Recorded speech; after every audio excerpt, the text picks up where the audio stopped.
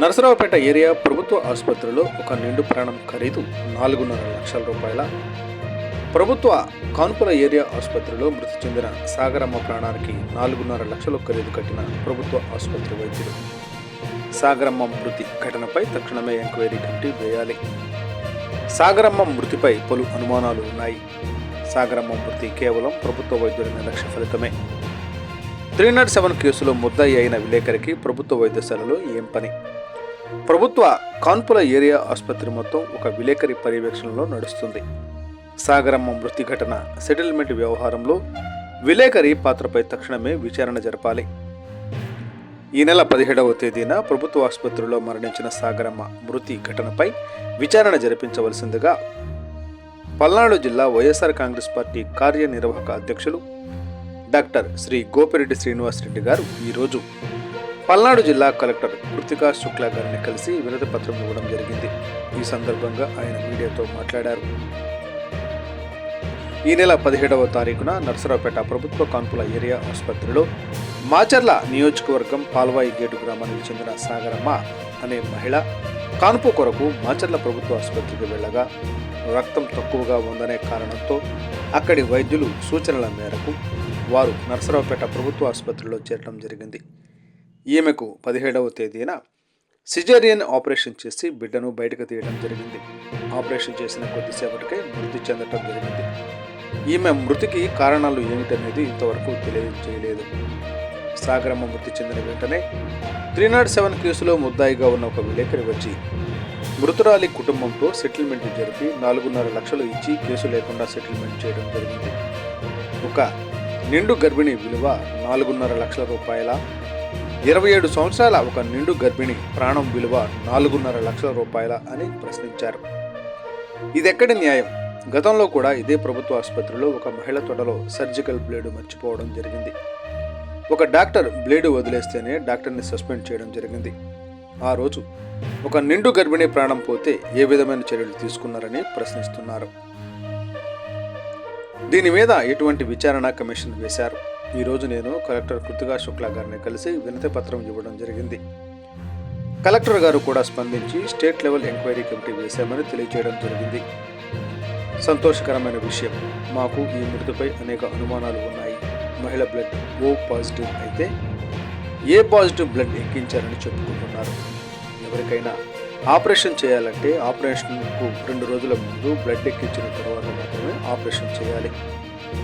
Operation చేసిన తర్వాత blood ఎక్కించడం అనేది పూర్తిగా డాక్టర్ల నిర్లక్ష్యం. ఈ ఘటనకు బాధ్యులు ఎవరు? ఈ ఆపరేషన్ ఎలా చేశారు అనే దాని మీద విచారణ సమగ్రంగా జరపాలి. భవిష్యత్తులో ఇటువంటి మరణాలు జరగకుండా ప్రభుత్వ ఆసుపత్రిలో ఏ విధమైన చర్యలు తీసుకోవాలని దాని మీద హాస్పిటల్ కమిటీ వారితో వైద్యులతో కలిపి రివ్యూ చేయాలి. అంతేకాకుండా ఈ వ్యవహారం అంతా చక్కబెట్టిన అతను ఒక మీడియా విలేకరి. ఈ మీడియా విలేకరిపై గతంలో 307 కేసు ఉంది. ఎవరైనా ఇతనికి వ్యతిరేకంగా మాట్లాడితే వారి మీద కథనాలు రాయడం ఇతనికి అలవాటు. ఇతనికి ప్రభుత్వ ఆసుపత్రికి ఏమిటి సంబంధం? మెడికల్ షాపుల్లో లేకపోతే ఆసుపత్రిలో ప్రతినిత్యం ఉంటాడు. హాస్పిటల్ మొత్తం ఇతని పర్యవేక్షణలోనే నడుస్తుంది. ఇతనికి ఆసుపత్రికి ఏమిటి సంబంధం? హాస్పిటల్లో ఇతని పాత్రపై కూడా విచారణ జరిపించాలని ఈ సందర్భంగా వైఎస్ఆర్ కాంగ్రెస్ పార్టీ తరఫున డిమాండ్ చేస్తున్నాను.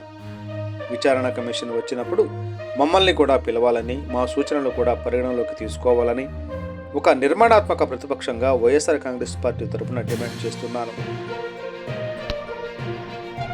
ఈ నెల 17వ తారీఖున నరసరావుపేట ప్రభుత్వ ఏరియా హాస్పిటల్లో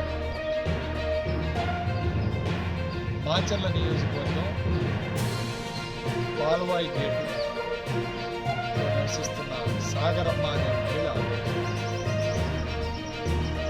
చనిపోవడం జరిగింది. ఈమె గర్భిణీ స్త్రీ. ఈమె ఈ హాస్పిటల్కి ఈ నెల 15వ తారీఖున మాచర్ల హాస్పిటల్ నుంచి ఈమెకి రక్తం లేదు, నువ్వు నరసరావుపేట వెళ్ళి ఆపరేషన్ చేయించుకోండి, చికిత్స చేయించుకోండి అని చెప్పి మాచర్ల హాస్పిటల్ ఏరియా హాస్పిటల్ నుంచి గవర్నమెంట్ హాస్పిటల్ నుంచి ఇక్కడికి పంపించడం జరిగింది. ఈమె 15వ తారీఖున ఇక్కడ అడ్మిట్ అయింది. 17వ తారీఖున ఆపరేషన్ చేశారు. ఆపరేషన్ చేసి బిడ్డని సిజేరియన్ సెక్షన్ ఆపరేషన్ ద్వారా డెలివరీ చేయడం జరిగింది. ఆపరేషన్ చేసిన తర్వాత కొద్ది నిమిషాలకే ఈ స్త్రీ చనిపోవడం, మహిళ చనిపోవడం. ఏమిటి దీనికి కారణం? ఎందుకు చేశారు? ఆపరేషన్ చేసిన డాక్టర్ వైఫల్యమా ఏమిటి అనేది ఇంతవరకు స్పష్టత లేదు. ఆ రోజే ఇక అక్కడున్న ఎవరైతే ఇప్పుడు ఈ ఆపరేషన్ చేసిన డాక్టర్కి సంబంధించిన వాళ్ళు ఒక విలేకరు వచ్చి ఇది సెటిల్మెంట్ చేసి 4.5 లక్షలు డబ్బులు ఇచ్చి ఆ పేషెంట్ వాళ్ళకి డబ్బులు ఇచ్చి వాళ్ళని ఏమి గొడవ చేయదు మీదని పంపించారు. అంటే ఒక మహిళ గర్భిణీ స్త్రీ ప్రాణం విలువ 4.5 లక్షల రూపాయలు. 4.5 లక్షల రూపాయలు సెటిల్ చేసి వాళ్ళని ఏమి గొడవ చేయకుండా పంపించేస్తే కేసు మాఫీ అయిపోతుందని చెప్పి వీళ్ళు భావిస్తారు. నేను ఒకటే చెప్తా ఉన్నాను, మొన్నటికి మొన్న 3 వారాల క్రితం తొడలో బ్లేడ్ మర్చిపోయి ఫ్యామిలీ ప్లానింగ్ ఆపరేషన్కి వచ్చిన మహిళ తొడలో బ్లేడ్ మర్చిపోయి వదిలేశారు. నిర్లక్ష్యం వహించారని డాక్టర్ని సస్పెండ్ చేయడం. మరి ఒక బ్లేడు నిర్లక్ష్య రూపంలో వదిలేస్తేనే డాక్టర్ని సస్పెండ్ చేసినప్పుడు ఒక నిండు గర్భిణీ స్త్రీ ప్రాణం కోల్పోయింది. మరి ఎటువంటి చర్యలు తీసుకుంటున్నారు? అసలు ఎందుకు జరిగింది ఈ యొక్క కారణం?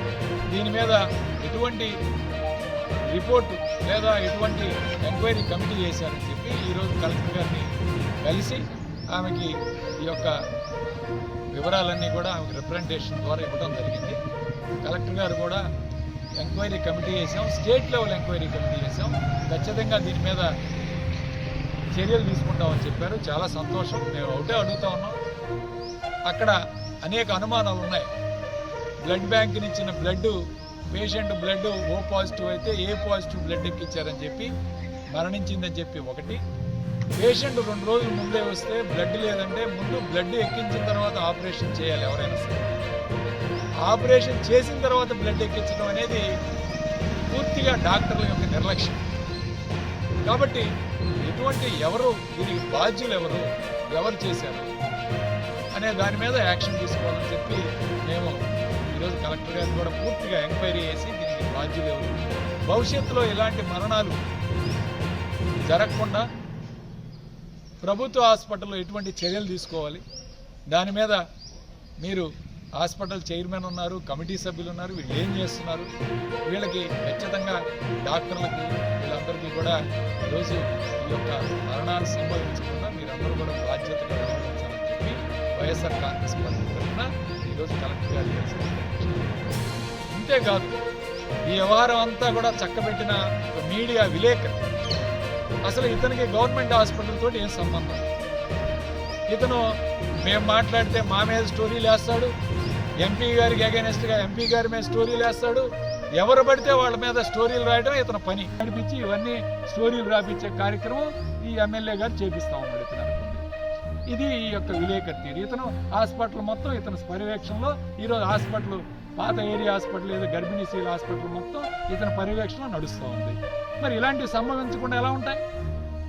మరణం సంభవించగానే ఇతను ప్రవేశించి 4.5 లక్షల రూపాయలకి సెటిల్ చేసి పేషెంట్కి డబ్బులు ఇచ్చి పంపించే కార్యక్రమం. పాపం వాళ్ళకి ఏమి తెలియని వాళ్ళు డెలివరీ కోసం హాస్పిటల్కి వస్తే నిండు ప్రాణాలు 21 సంవత్సరాలు వయసున్న అమ్మాయిని చంపేశారే, దీనికి కారణం ఎవరు?